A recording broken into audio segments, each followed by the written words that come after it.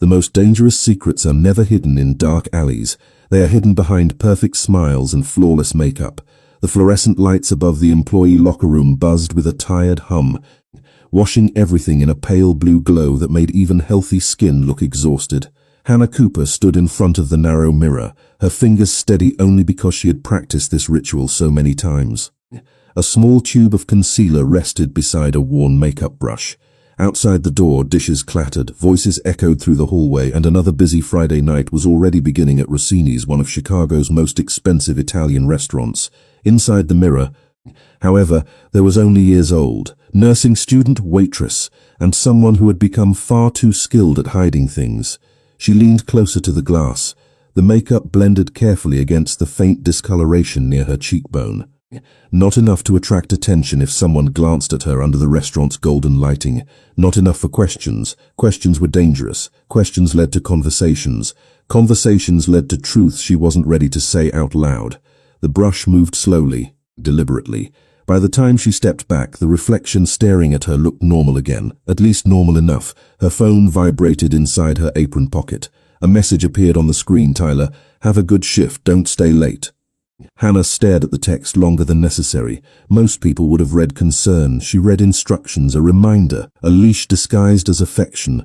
She slipped the phone away before anyone could notice the way her expression changed. 5 minutes, Cooper? A manager called from the hallway. Coming, she answered. Her voice sounded perfectly calm, it always did. The dining room looked like a scene from another world. Crystal chandeliers reflected warm amber light across polished marble floors. Expensive wine bottles lined glass walls. Men in tailored suits discussed investments while couples celebrated anniversaries beside flickering candles. Everything shimmered. Everything looked untouchable. Hannah moved between tables carrying trays, balanced effortlessly, made it look easy. Smile, pour, step away, repeat.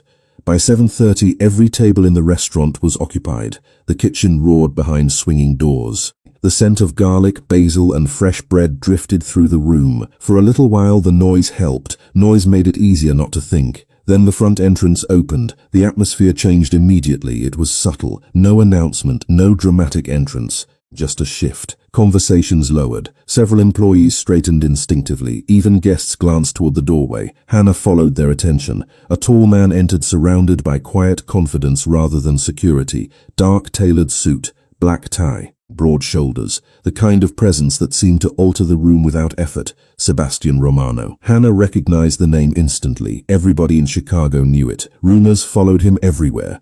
Businessman, investor, philanthropist. Other rumors were darker. Nobody ever seemed willing to repeat those loudly. He crossed the room with measured steps and took a seat in the private VIP section. The manager hurried over personally. That alone said enough. Hannah tried not to stare. Wealthy clients came and went every week. This should have been no different. Yet something about him felt different, not louder, not more intimidating, more observant. Like someone who noticed details other people ignored. Table 12 is yours, the manager whispered. Make sure everything is perfect. Hannah nodded. A familiar knot tightened in her stomach. She picked up a water pitcher and approached. Sebastian sat alone, reviewing something on his phone. Warm light from a nearby chandelier cast sharp shadows across his face. He looked up as she arrived, only for a second. Good evening, Hannah said professionally. Can I start you with sparkling or still water? Still, he replied. His voice was calm, controlled. She poured carefully. The silence stretched slightly longer than expected. Then she felt it. His attention, not inappropriate, not invasive, simply focused, like he was studying a puzzle. Hannah lowered the pitcher. Are you ready to order? Not yet. Another pause. Long day? The question seemed harmless. She offered the same polite smile she gave every customer. Aren't they all? A faint hint of amusement touched his expression, some more than others. Hannah turned to leave. The interaction should have ended there. It almost did. But as she shifted the tray against her hip, the sleeve of her uniform slipped back half an inch. Barely noticeable, barely visible. Yet Sebastian's eyes moved instantly to her wrist. Just for a moment, one brief glance, then back to her face. Hannah felt cold. Not because he had seen anything obvious, because he had seen enough. The sleeve dropped back into place. The music continued. Glasses clinked. Conversations resumed around them. Yet the air between them felt strangely still. Sebastian set his phone down slowly. His expression never changed. Miss Cooper, he said. Hannah froze. She had never introduced herself. Who did that to you? Hannah felt the air leave her lungs. The noise of the restaurant continued around her, but Sebastian Romano's question seemed to silence everything else. For a second she simply stared at him, the warm glow of the chandelier reflected against crystal glasses between them, while distant laughter drifted through the dining room. Nobody else appeared to notice the conversation unfolding at table 12. Nobody else seemed aware that one carefully chosen sentence had just cracked through months of carefully constructed walls. "I do not know what you mean," she said quietly. The answer came too quickly, too rehearsed. Sebastian leaned back slightly in his chair. His expression remained calm, unreadable. He did not challenge her. He did not press. Somehow that made it worse. "Of course," he said. "My mistake." Hannah nodded once and stepped away before he could say anything else. Her pulse hammered in her ears as she crossed the dining room. The tray suddenly felt heavier in her hands. She moved through her next few tables automatically, smiling when required, refilling drinks, writing orders. Yet her thoughts kept returning to the same moment, the glance toward her wrist, the question, the certainty in his voice. He had known immediately, not guessed, known. That realization unsettled her more than she wanted to admit. Most people never noticed. Most people saw what they expected to see. A hard-working waitress, a nursing student trying to survive tuition payments, a young woman who smiled enough to appear fine. Sebastian Romano had looked for less than 5 seconds. Somehow that had been enough. An hour passed. The dinner rush reached its peak. The kitchen became a blur of motion and noise. Hannah focused on work because work was predictable. Predictable things felt safe. Unfortunately, life rarely stayed predictable for long. Her phone vibrated again. "Tyler, what time are you leaving?" She stared at the message. 30 seconds later, another appeared. "Tyler, I asked you a question." Hannah typed a response. "Busy. Probably around 11. The typing indicator appeared instantly, then disappeared, then appeared again. Finally, another message arrived. "Tyler, I will pick you up." Hannah slipped the phone back into her apron. A familiar knot tightened in her stomach. Across the restaurant, Sebastian remained seated at table 12. Several men had joined him during the evening, expensive suits, quiet conversations, business discussions perhaps. Hannah could not hear them, she did not want to. Yet every time she approached the table, she felt his attention shift toward her, not constantly, not enough to be inappropriate, just enough to make her aware. Shortly after 10 o'clock, one of the other waitresses approached. "Your VIP left this for you." Hannah looked down. A folded white card rested in the woman's hand. "What is it?" "No idea. It was from table 12. Hannah hesitated before opening it. Inside, only a few words appeared in clean handwriting. "If you ever need help, ask." No signature, no phone number, nothing else. She looked toward the VIP section. The table was empty. Sebastian Romano had already left. For reasons she could not explain, disappointment flickered through her before she quickly pushed it away. The shift finally ended at 11:15. Employees filtered toward the locker room while managers counted receipts. Outside, rain tapped softly against the restaurant's front windows. Chicago's skyline glowed through the darkness like scattered gold floating above black water. Hannah changed clothes and stepped into the parking garage beneath the building. The concrete structure echoed with distant engines and dripping water. Her sneakers clicked against the floor as she walked toward her aging Honda Civic. Halfway there, headlights flashed. A black SUV rolled slowly into view and stopped near the entrance ramp. Her heart skipped once, then the driver's door opened. Relief arrived immediately when Tyler stepped out. Relief quickly gave way to something else, something harder to name. Tyler approached with a smile that looked perfect from a distance. Handsome, well-dressed, successful, the version of himself everyone else saw. "There you are," he said. "I was worried." Hannah forced a small smile. "My shift ran late. I noticed." The words sounded harmless, yet something about them felt heavier than they should have. Tyler glanced toward the restaurant entrance. "Interesting crowd tonight." Hannah followed his gaze. The black SUV remained parked near the ramp, empty now, or so it appeared. "What do you mean?" she asked. Tyler shrugged casually. "Nothing, just noticed some important people coming and going." Rain continued to fall beyond the garage opening. Somewhere above them, thunder rolled across the city. Tyler stepped closer and adjusted the collar of her jacket with gentle precision. To anyone watching, it would have looked affectionate, caring. Hannah remained perfectly still. "You should be more careful," he said softly. "People notice things." A chill moved down her spine. Then Tyler smiled again. "Come on, let us go home." Unfortunately for Hannah, neither of them noticed the figure standing inside the shadowed second level of the garage, less than 50 yards away. Sebastian Romano watched the interaction in complete silence, and for the first time that evening his expression turned cold. Rain followed them all the way across the city. Tiny droplets streaked across the windshield as Tyler drove through downtown Chicago. The rhythmic sweep of the wipers filling the silence between them. Streetlights blurred into long ribbons of gold and white against the wet pavement. Hannah sat in the passenger seat with her hands folded in her lap, watching the city slide past the glass. Tyler seemed relaxed, almost cheerful. That alone made her uneasy. He hummed softly along with a song playing on the radio. Every few minutes he glanced toward her with the same pleasant smile he showed everyone else. The smile that convinced people he was thoughtful, dependable, kind. "You seem tired," he said finally. "Long shift." Hannah nodded. "It was busy, I bet." His fingers tapped lightly against the steering wheel. "Meet anyone interesting tonight?" The question sounded casual, too casual. Hannah looked out the window. "Just customers. Nobody special?" The traffic light ahead turned red. The SUV rolled to a stop. Reflections from nearby storefronts shimmered across the dashboard. Hannah felt the familiar pressure building beneath the conversation. Not an argument, not exactly. Something quieter, more difficult to explain, like walking across ice that might crack at any moment. "Just customers," she repeated. Tyler smiled again. "Good." The light changed. They continued driving. Neither spoke for several blocks. When they finally reached the apartment complex, midnight was approaching. The parking lot sat nearly empty beneath rows of dim security lights. Rainwater pooled along the curbs. Tyler parked and turned off the engine. Silence settled instantly. "I have a meeting tomorrow," he said. "You should stay home after class." Hannah looked at him. "Why?" "Because it is safer." "Safer from what?" For the first time something flickered behind his smile. It vanished almost immediately. "You worry too much." He stepped out before she could ask another question. 20 minutes later, Hannah sat alone inside the apartment. The television played quietly in the background. She barely noticed it. Her nursing textbooks remained open on the coffee table, untouched. Instead, she found herself staring at the folded white card from Sebastian Romano. "If you ever need help, ask." She had read those words at least a dozen times since leaving work. They should not have mattered. They should have been easy to ignore. Yet something about them lingered, maybe because nobody had asked if she needed help in a very long time. Her phone buzzed suddenly. An unfamiliar number appeared on the screen. Hannah hesitated before answering. "Hello?" Silence. Then the call disconnected.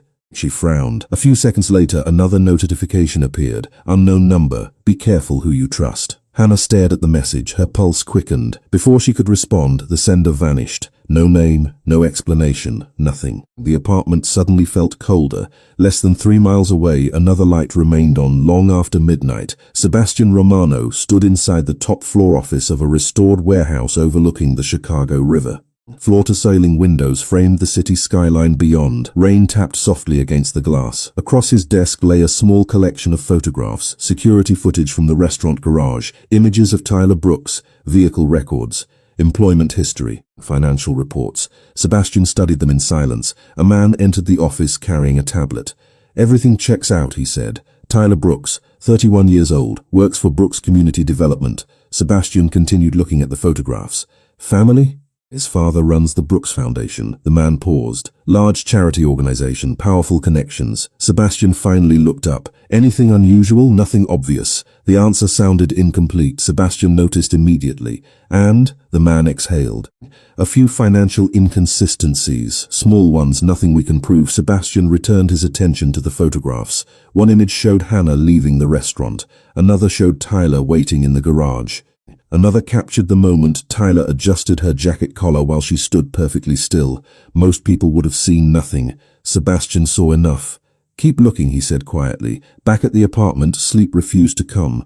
Hannah eventually moved toward the kitchen for a glass of water. As she passed the front door, something caught her attention. A shadow moved beneath the frosted glass panel. She froze instantly. The movement disappeared. Hannah waited.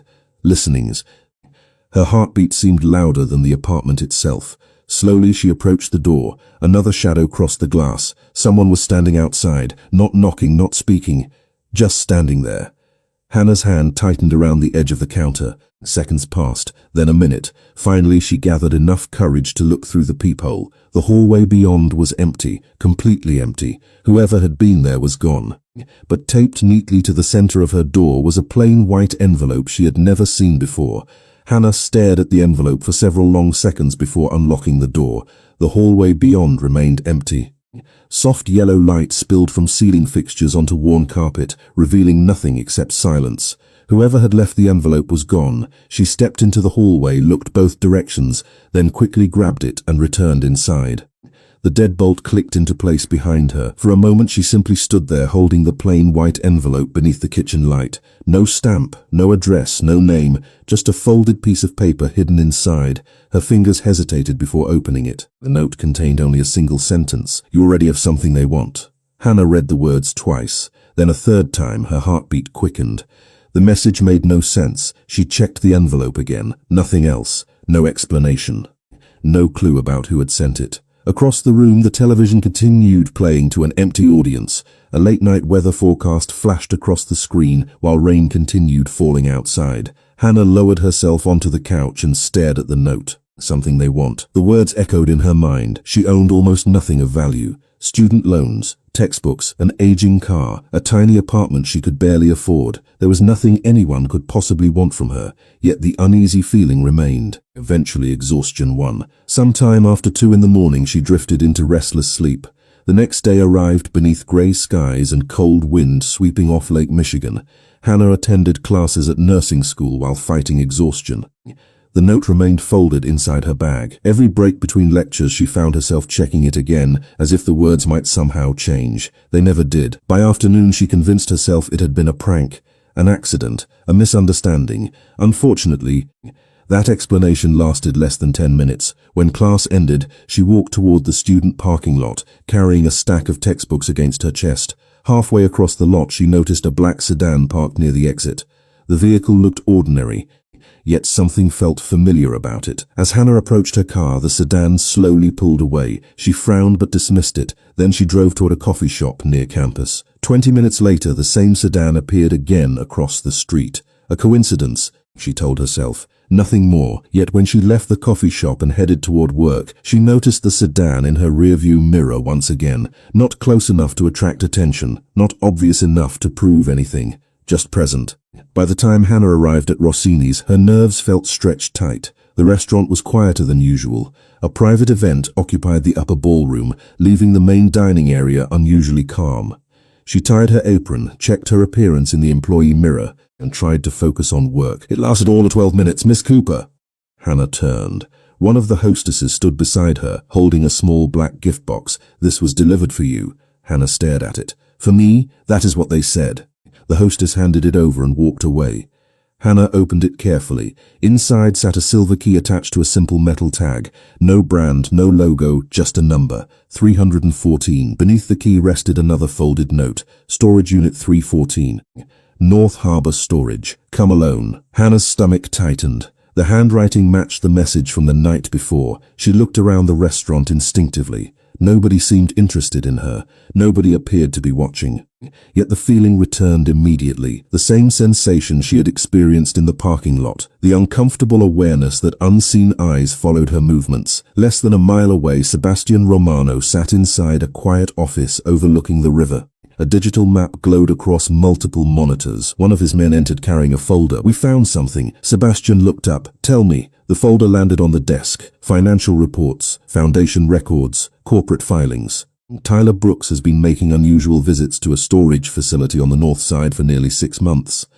Sebastian's eyes narrowed slightly. What kind of storage facility? North Harbor Storage. Silence settled over the room. Sebastian slowly opened the folder.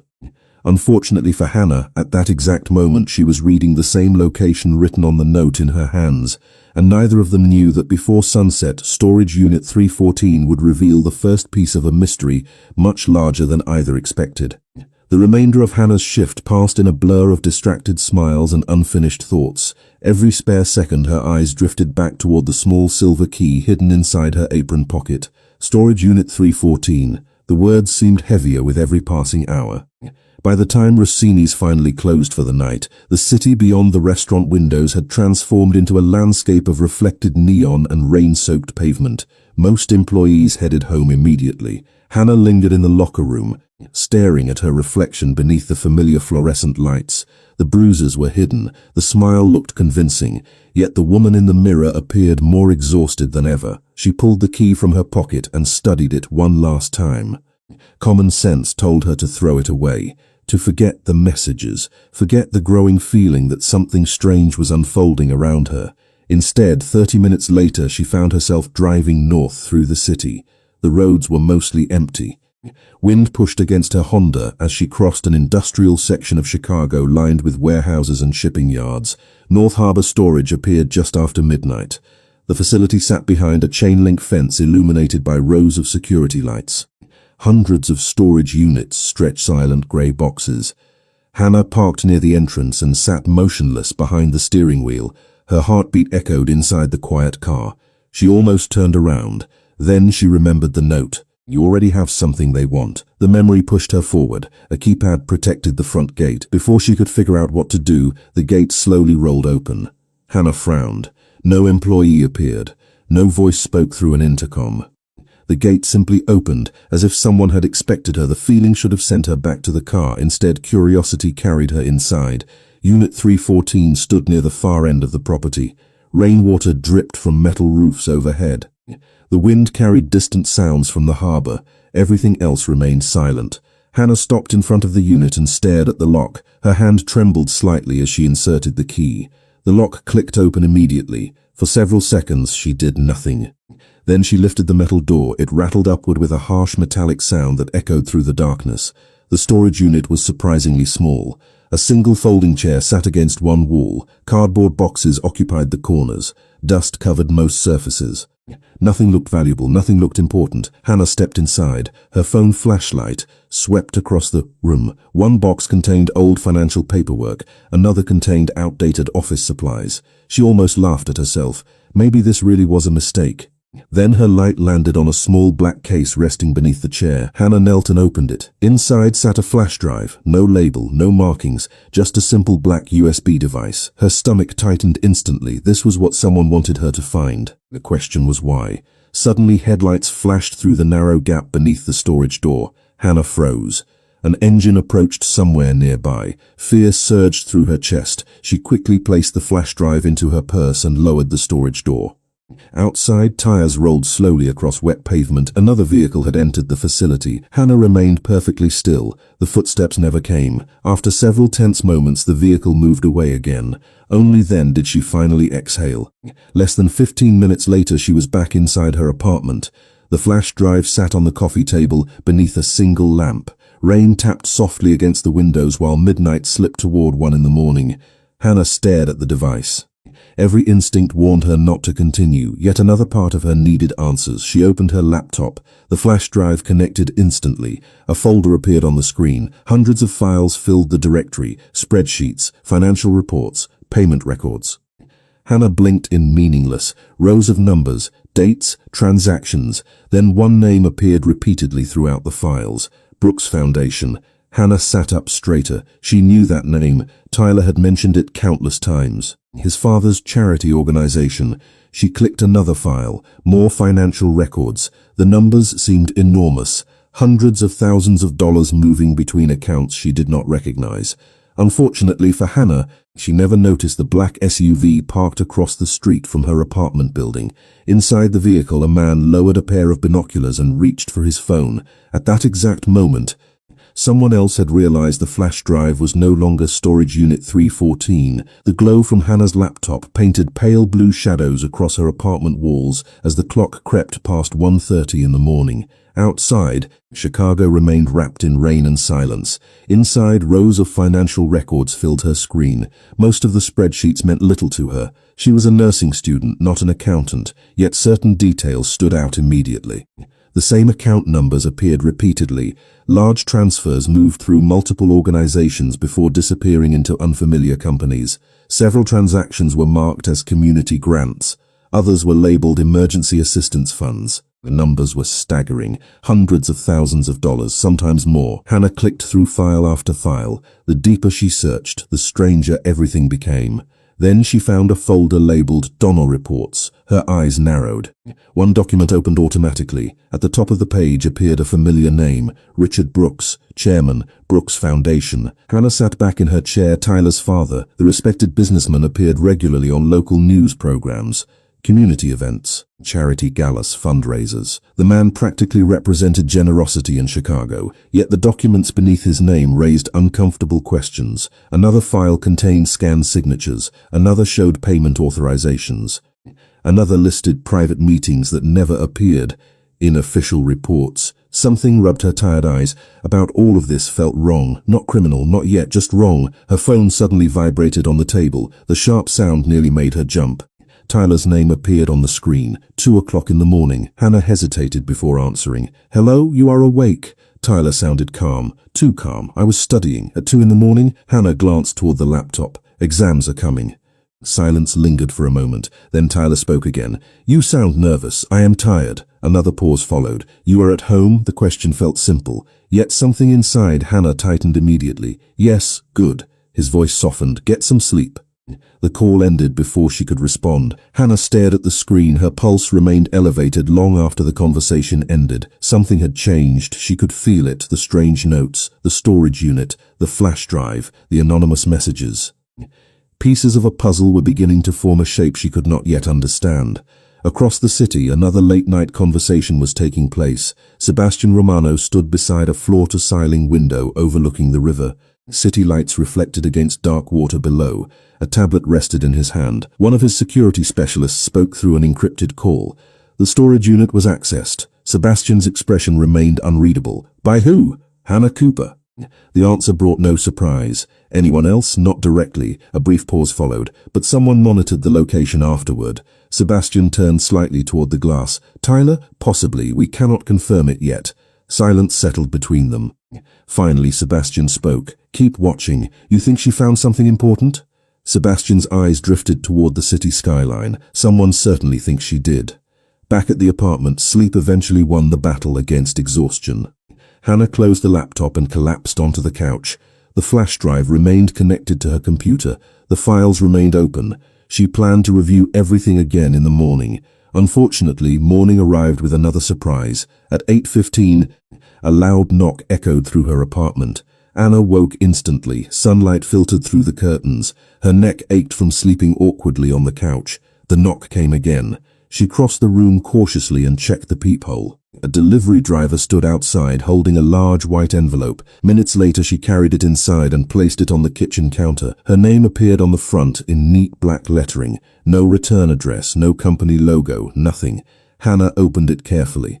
Inside sat a single invitation printed on expensive cream-colored cardstock. Brooks Foundation Annual Charity Gala. Saturday evening, Grand Harbor Hotel. Special guest invitation. Hannah stared at the card in disbelief. She had never attended a gala in her life. The invitation should not have existed. Then she noticed the handwritten message across the bottom. "If you want answers, come." No signature, no explanation, just those 5 words. Hannah looked toward her laptop, then toward the invitation. Then back toward the laptop again. She still believed the mystery revolved around Tyler and his family. She had no idea that by attending the gala, she would soon come face to face with the man who already knew far more about her situation than she realized. Saturday evening arrived wrapped in cold wind and silver clouds drifting above downtown Chicago. The Grand Harbor Hotel rose beside the river like a palace of glass and light, its towering windows reflecting the city skyline in golden fragments. Hannah stood across the street for nearly a full minute before crossing toward the entrance. The invitation felt heavy inside her purse. So did the flash drive. Every instinct told her to turn around. Instead, she stepped through revolving doors and entered a world that looked completely different from her own. Crystal chandeliers hung from vaulted ceilings. A string quartet played softly near a marble staircase. Men in tailored tuxedos and women in elegant gowns moved through the ballroom carrying champagne glasses and discussing charitable initiatives. Everywhere Hannah looked, wealth and influence filled the room. The Brooks Foundation logo appeared on banners throughout the event. Photographs showcased smiling families, community projects, and scholarship recipients. At the center of it all stood Richard Brooks, confident, charismatic, admired. Guests lined up to shake his hand. Cameras flashed constantly. It was difficult to connect the respected philanthropist with the strange files hidden inside her apartment. Hannah moved carefully through the crowd. She had no idea who invited her or why. She only knew someone wanted her here. Less than 30 feet away, another guest watched her arrival. Sebastian Romano stood near a balcony overlooking the ballroom. Black tuxedo, calm expression, observant eyes. He noticed immediately how tense she looked. How often she checked exits, how her hand remained close to her purse. Hannah spotted him moments later. Their eyes met across the room. Something about his presence felt unexpectedly grounding, familiar. Before she could decide whether to approach him, a voice interrupted from behind. "Hannah." She turned sharply. Tyler stood there smiling. The sight of him instantly tightened every muscle in her body. "You came," he said. "I was surprised. I received an invitation." Tyler's smile faded slightly. "Who sent it?" "I was hoping you could tell me." For the briefest moment, uncertainty crossed his face. Then it vanished. "Come on, my father would love to meet you properly." Hannah followed reluctantly. Richard Brooks greeted her with polished warmth. His handshake was gentle, his voice calm. Everything about him matched the public image displayed throughout the ballroom. Yet, something felt wrong. The same feeling she experienced while reading the files. The same feeling that refused to disappear. "Tyler speaks highly of you," Richard said. "Future nurse. Hard worker. We need more people like that." Hannah thanked him politely. Then she noticed something beside the stage. A large digital display cycled through donation reports and foundation achievements. One slide briefly showed financial figures. Most guests ignored it completely. Hannah did not. Several account numbers looked familiar, very familiar. Her pulse quickened. She had seen them before, on the flash drive. Suddenly the ballroom noise seemed distant. Hannah excused herself and moved toward a quieter hallway. Her breathing grew shallow. She pulled out her phone and opened photographs she had taken from the files. One by one she compared the numbers. The match was exact. Not similar, exact. The same accounts appeared in official donation reports and in hidden transaction records. Footsteps approached behind her. Hannah turned. Sebastian stood at the far end of the hallway. "You look like you finally found something," he said quietly. Hannah hesitated. Every warning in her mind urged caution, yet for reasons she could not fully explain, she trusted him more than anyone else in the building. "I think I did." Sebastian studied her expression. "Tell me." Hannah looked toward the ballroom entrance to make sure nobody was listening. Then she lowered her voice. "The files from the storage unit, they are connected to the foundation." Sebastian remained silent. "I thought Tyler was hiding something personal." "But it is bigger than that." She opened one photograph and handed him the phone. Sebastian examined the screen. His expression darkened immediately. Not with surprise, with confirmation. As if he had been searching for the missing piece of a puzzle and had finally found it. Hannah noticed the reaction instantly. "You already knew something was wrong." Sebastian looked at her for a long moment before answering. "I knew enough to keep looking." The realization hit her like cold water. The storage unit, the notes, the flash drive, Tyler's fear, Richard's foundation. Suddenly everything aligned into a terrifying possibility. The money was never the mystery. The money was the evidence. And someone had gone to extraordinary lengths to hide it. Unfortunately for Hannah, at that exact moment another person in the ballroom realized she had connected the pieces together. The hallway suddenly felt much narrower than before. Music from the ballroom drifted through the open doorway behind Hannah, but the elegant atmosphere no longer comforted her. Every smiling guest now seemed connected to something she did not fully understand. She looked from the phone in her hand to Sebastian's face. "How long have you known?" she asked quietly. Sebastian glanced toward the ballroom before answering. "Long enough to know that someone has been moving money through organizations that should have been helping people." Hannah folded her arms across herself. "And Tyler is involved." "Yes." The answer came without hesitation, but he is not the one making the decisions. Hannah already knew who Sebastian meant. Richard Brooks, the respected businessman standing beneath crystal chandeliers shaking hands with donors. The man whose photographs covered the walls of the event. The man everyone admired. The realization left a hollow feeling in her chest. "Why would someone send me the flash drive?" she asked. Sebastian studied her expression carefully. "That is the question that matters." Before Hannah could respond, footsteps echoed down the hallway. Both turned simultaneously. Tyler appeared near the entrance, his smile polite but strained. "There you are," he said. His eyes moved briefly toward Sebastian before returning to Hannah. "I have been looking everywhere for you." Hannah noticed something different immediately. The confidence he usually carried seemed thinner tonight, less natural. "I needed some air," she replied. Tyler nodded. "My father wants to introduce you to a few board members." His attention shifted towards Sebastian. "Mr. Romano." Sebastian's expression remained perfectly calm. "Mr. Brooks." The exchange lasted only seconds, yet the tension between them felt unmistakable. Tyler placed a hand lightly against Hannah's elbow. "Come on." Hannah hesitated. For reasons she could not explain, she suddenly did not want to leave the hallway. Not yet, not with so many unanswered questions. Yet refusing would only attract attention. She followed Tyler back into the ballroom. Cameras flashed, glasses clinked, laughter echoed beneath the chandeliers. Everything looked beautiful, everything felt false. Throughout the next hour, Hannah remained beside Tyler as he introduced her to donors, executives, and foundation supporters. Most conversations blurred together. She nodded politely, smiled when necessary, listened carefully. The more she observed, the more patterns emerged. Several names from the flash drive appeared repeatedly throughout the evening. Certain donors received unusual attention from Richard Brooks. Certain conversations stopped whenever unfamiliar people approached. Small details, nothing obvious. Yet together they painted an increasingly troubling picture. Near 9 o'clock, the ballroom lights dimmed slightly as Richard stepped onto the stage. Applause filled the room. He thanked supporters, praised volunteers, and spoke passionately about helping underserved communities. The audience loved every word. Hannah watched from near the back of the room. Then something caught her attention. A woman standing alone beside one of the service entrances.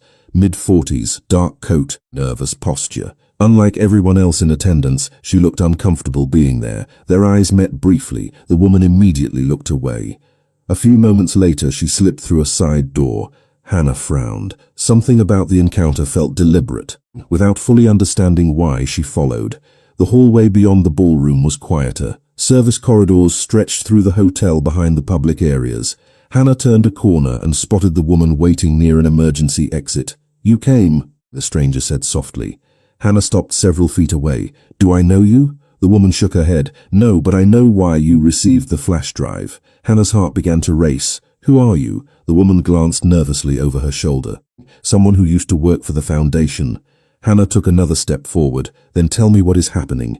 The woman exhaled slowly. The money in those files was supposed to fund shelters, clinics, and scholarship programs. Instead, it disappeared. Hannah felt the blood drain from her face. Hearing the truth spoken aloud made everything more dangerous. "Why send it to me?" The woman's eyes filled with something that looked almost like regret. "Because you already had a connection to someone involved." Before Hannah could ask another question, the woman's attention shifted toward the far end of the corridor. Fear flashed across her face. "I have to go." "Wait, you need to trust Sebastian Romano." Hannah froze. "Why?" The woman backed toward the exit door. "Because he is the only reason I am still alive." Then she disappeared into the night, leaving Hannah alone in the corridor with more questions than answers and one terrifying realization. Somewhere inside the ballroom, someone had just noticed that the former foundation employee was no longer where she was supposed to be. The service corridor felt colder after the woman disappeared. Hannah stood motionless beside the emergency exit, staring at the door long after it closed. The sounds of the gala seemed distant now, muffled by concrete walls and unanswered questions. "Trust Sebastian Romano." The words repeated in her mind. She barely knew him, yet every warning she had received somehow pointed back to him. Before she could decide what to do next, footsteps approached from the far end of the hallway. Hannah turned quickly. Sebastian appeared first. Relief arrived before she could stop it. He noticed immediately. "You are all right," he said. It was not quite a question. "I met someone," Hannah replied. A woman, connected expression sharpened. "What did she say?" Hannah explained everything. The storage files, the missing money, the warning, the strange instruction to trust him. When she finished, silence settled between them. "Do you know who she is?" Hannah asked. Sebastian nodded green. "She worked in financial compliance for the foundation 3 years ago. Then she is real, very real." Hannah folded her arms. Why would she disappear like that? Sebastian glanced toward the ballroom entrance. "Because people who ask questions tend to become uncomfortable problems." Hannah felt a chill despite the warmth of the hotel. "And now I am asking questions." "Yes." For a moment neither spoke. The truth hung between them like a storm cloud. Then Sebastian looked directly at her. "You should leave the gala." Hannah frowned. "That sounds like an order." "It is advice. There is a difference." A faint smile appeared for the first time that evening. Unexpectedly, Hannah smiled back. The tension eased slightly, not completely, just enough to breathe. "I am tired of being told where to go," she said. "And I am tired of not knowing what is happening." Sebastian studied her for several seconds. Then he reached inside his jacket and removed a folded piece of paper.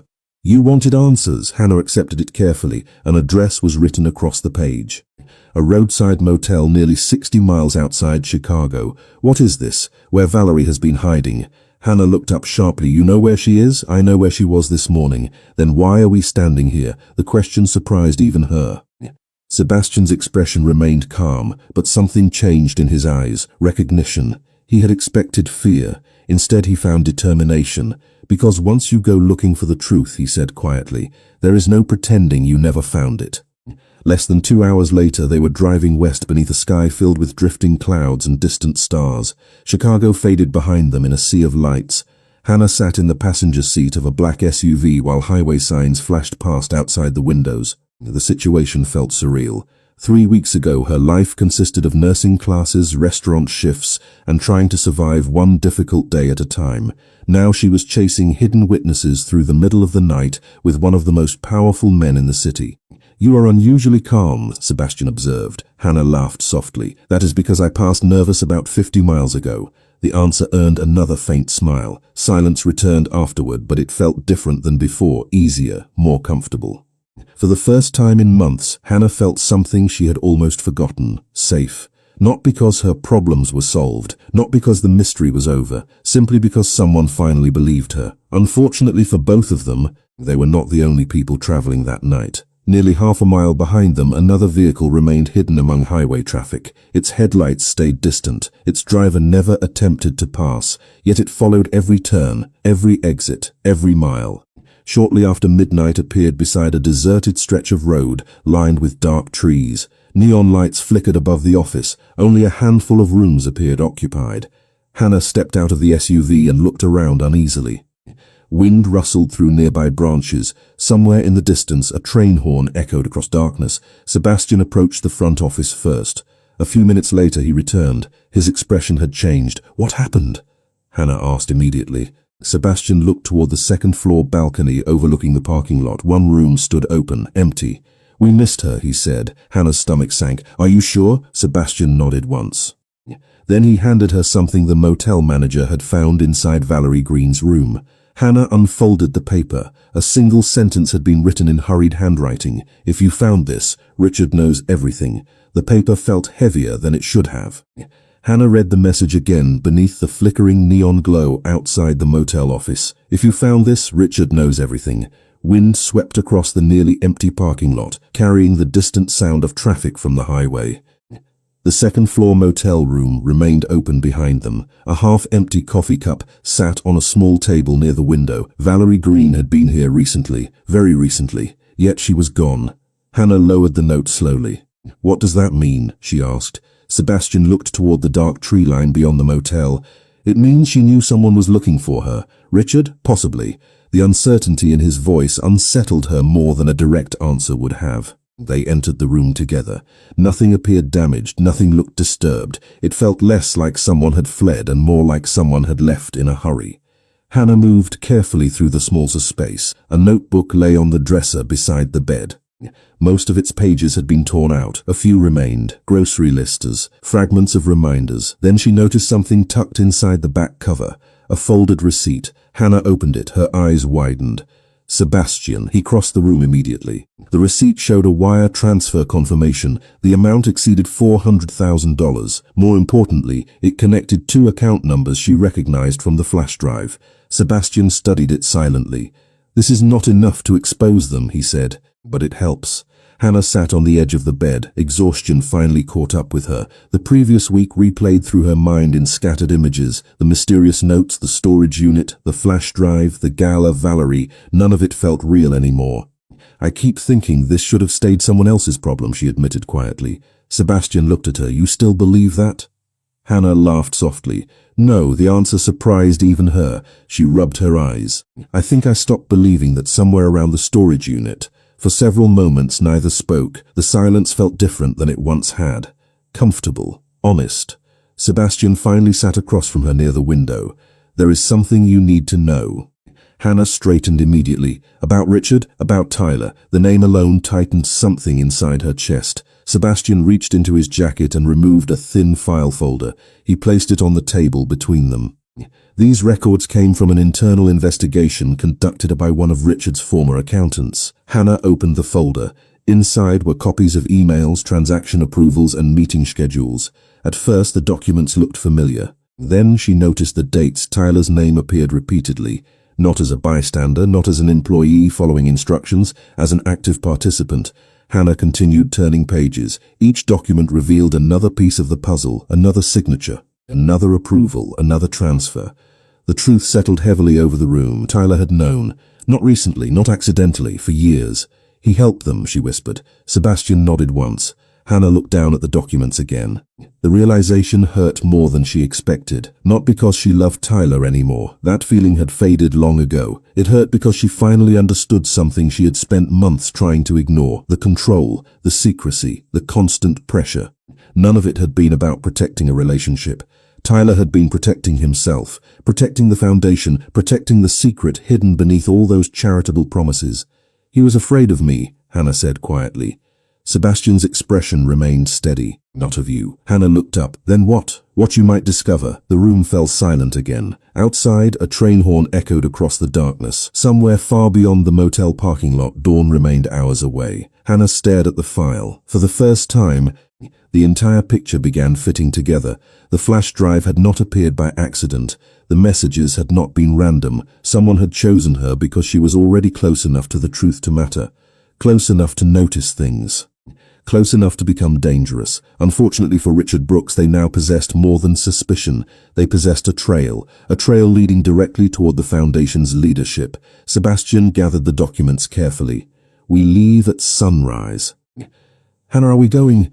Sebastian looked toward the dark highway stretching east toward Chicago to find the final piece. At that exact moment, more than 200 miles away, an encrypted message arrived on a private phone inside Richard Brooks's penthouse office. The message contained only 6 words. They found Valerie's motel room. Sunrise painted the horizon in pale shades of gold and gray as the SUV rolled back toward Chicago. Hannah watched farmland and empty highways blur past the window while the documents from Valerie's motel room rested on her lap. Sleep had been impossible. Every new piece of evidence seemed to confirm the same truth. The Brooks Foundation was not simply hiding accounting mistakes. It had built an entire public image on promises that many vulnerable families never actually received. By mid-morning, the city skyline appeared ahead of them once again. Steel towers reflected sunlight across the river while traffic thickened around downtown exits. Sebastian drove in silence for most of the journey. Only after they entered the city did he finally speak. The final piece arrived an hour ago. Hannah turned toward him immediately. What final piece? Sebastian handed her a secure tablet from the center console. A video file filled the screen. Hannah pressed play. The recording showed a private meeting room inside a corporate office.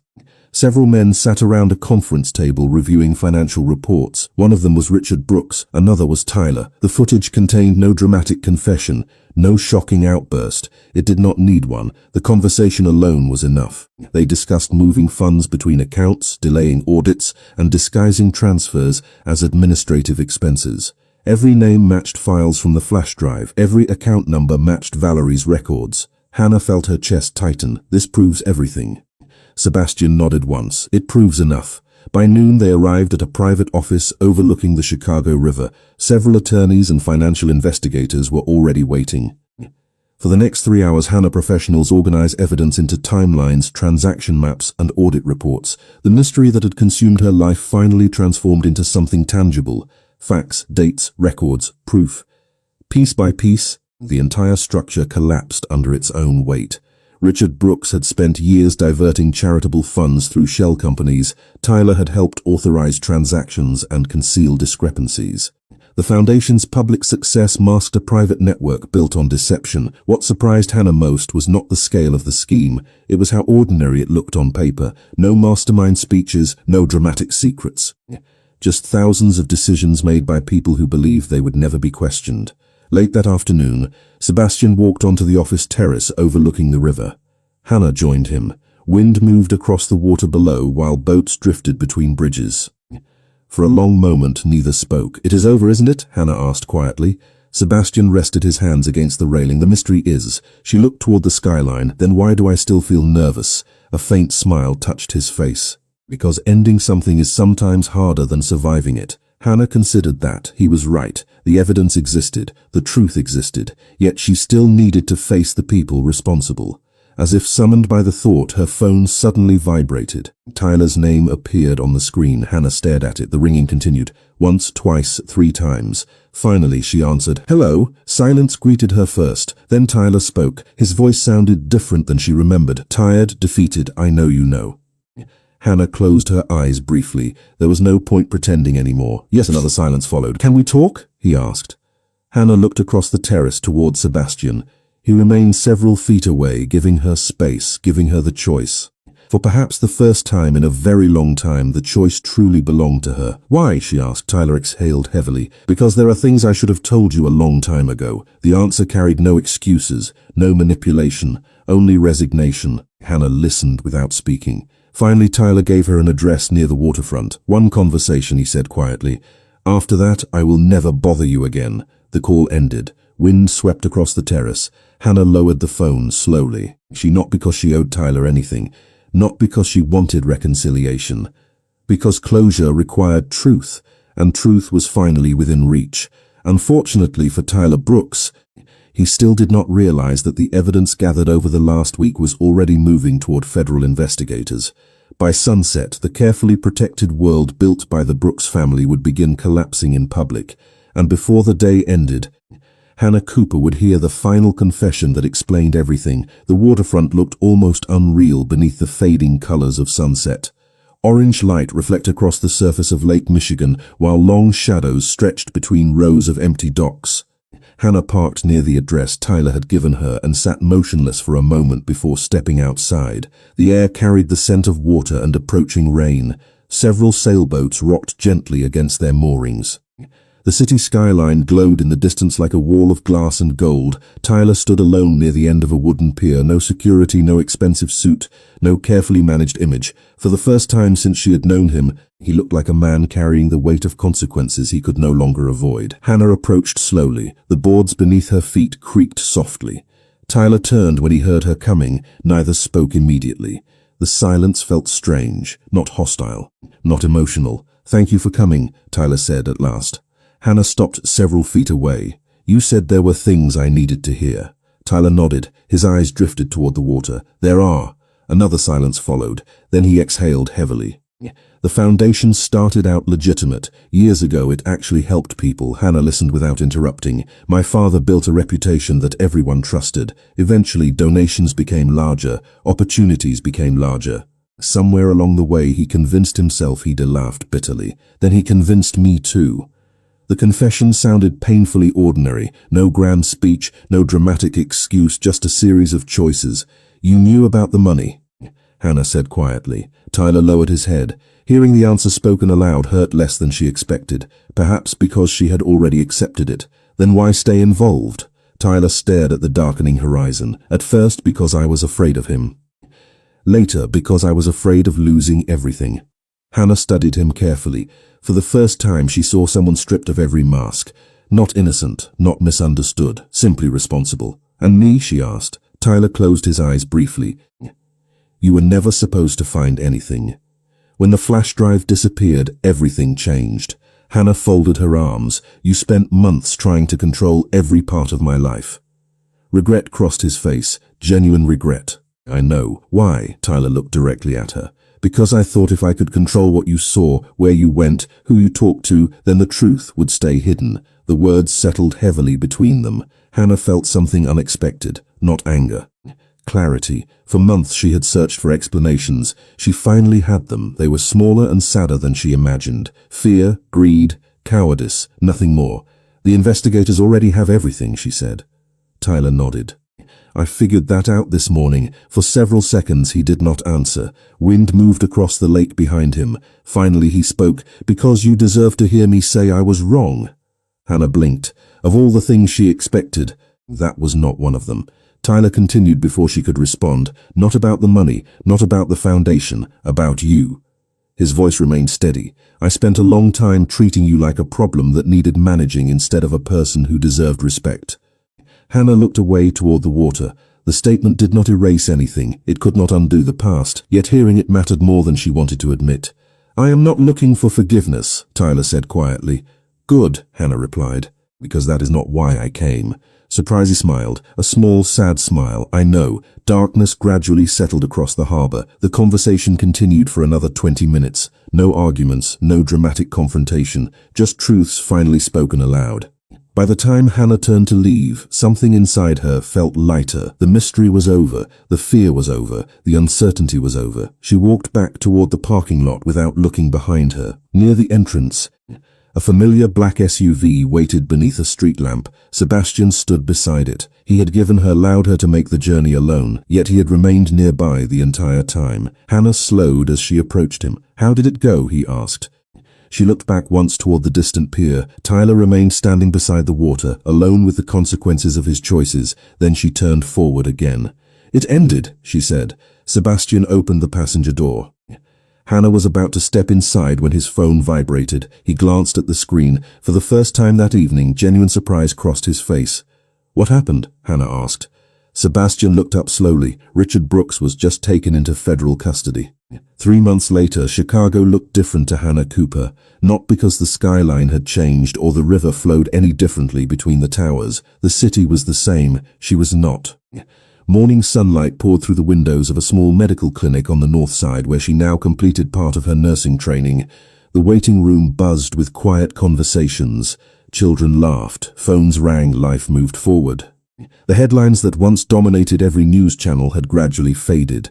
Federal investigators continued their work. Financial records had exposed years of deception inside the Brooks Foundation. Donations were being recovered. Community programs were being rebuilt under new leadership. Richard Brooks no longer stood behind podiums giving speeches about generosity. Tyler Brooks had accepted responsibility for his role and cooperated with authorities. The story that once seemed impossible had become public fact, yet none of that occupied Hannah's thoughts anymore. She had spent too much of her life reacting to other people's choices. For the first time, she was building something of her own. The clinic doors opened and another patient entered. Hannah greeted them with a smile, a real one this time, not the practiced version she once wore to survive difficult days. The shift ended shortly after noon. Outside, early spring sunlight warmed the sidewalks. Trees along the street had begun showing hints of green. Hannah stepped into the fresh air carrying a canvas bag over one shoulder. Across the street, a familiar black SUV waited beside the curb. Sebastian Romano leaned casually against the driver's door. Sunglasses in hand, the sight still made her smile. Not because he was powerful, not because of the stories people whispered about him, because somewhere along the way he had become the one person who never asked her to be smaller than she was. Hannah crossed the street. You are early, she said. You are late, Sebastian replied. By 2 minutes. I knew you counted. I count everything. The answer made her laugh. Together they walked toward a nearby cafe overlooking the river. Boats moved lazily across the water. Cyclists passed along the riverwalk. The city felt alive, normal, beautiful in a way Hannah had never fully noticed before. They found a table outside beneath a white umbrella. For a while they talked about ordinary things. School, work, the weather, future plans. The kind of conversation that once seemed impossible because survival left no room for imagining tomorrow. At one point, Sebastian slid a folder across the table. Hannah raised an eyebrow. What is this? Open it. Inside, she found legal documents, a grant proposal, funding agreements, plans for a community health outreach program. Her eyes widened as she turned pages. Sebastian, he shrugged lightly. The neighborhoods affected by the foundation scandal still need support. Hannah continued reading. The program focused scholarships and free clinics. Real help, transparent help. The kind of work the stolen donations should have funded years ago. You want me involved? She asked. I want you to lead it. Hannah looked up immediately. Lead it? You know what people need better than I do. The simplicity of the statement left her speechless. Months ago she would have doubted herself, apologized, found reasons she was not qualified. Now she simply sat there considering the possibility. The future no longer felt like something happening to her. It felt like something she could choose. Hours later they walked along the river as the sun slowly drifted westward. The city shimmered beneath clear blue skies. Eventually they reached a quiet residential building several blocks away. Hannah unlocked the apartment door and stepped inside. The space was modest, comfortable, peaceful, a place that felt like home. She moved toward the bedroom and paused in front of a mirror mounted beside the closet. For a moment she simply stood there. Sunlight streamed through the window behind her, filling the room with warm golden light. The reflection staring back looked familiar and unfamiliar at the same time. Stronger, calmer, free. There was no makeup brush sitting on the counter, no careful effort to hide anything, no fear waiting behind her eyes. Sebastian appeared quietly in the doorway behind her. He did not interrupt the moment, he did not step closer, he simply stood there.